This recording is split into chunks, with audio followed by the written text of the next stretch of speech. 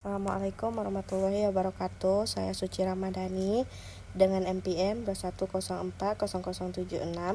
Pada video kali ini, saya akan membahas tentang analisis dan mitigasi bencana teknologi.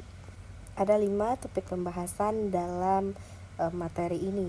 Yang pertama, konsep bencana teknologi. Yang kedua, analisis bencana teknologi.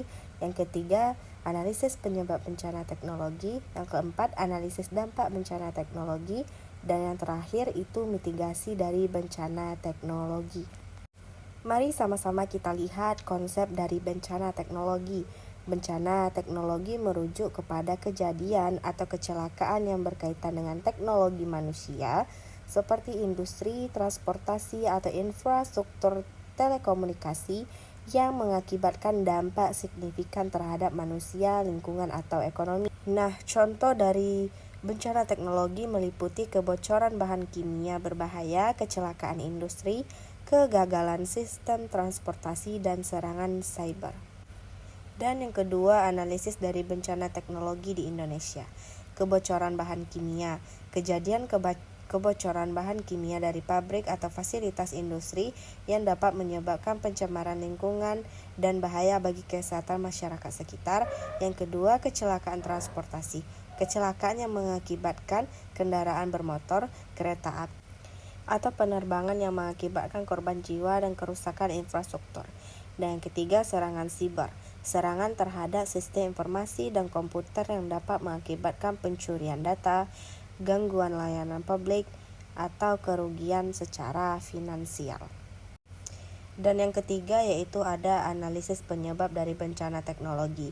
Yang pertama, human error, kesalahan manusia dalam operasi atau pemeliharaan teknologi yang dapat menyebabkan kecelakaan atau kebocoran. Yang kedua, kegagalan teknologi, kerusakan atau kegagalan dalam perangkat keras atau lunak yang dapat mengakibatkan sistem tidak berfungsi dengan baik. Dan yang terakhir, kurangnya pengawasan dan pengelolaan risiko, kurangnya pengawasan dan ketat terhadap operasi industri atau transportasi serta kurangnya perencanaan mitigasi risiko. Dan yang keempat itu analisis dari dampak bencana teknologi.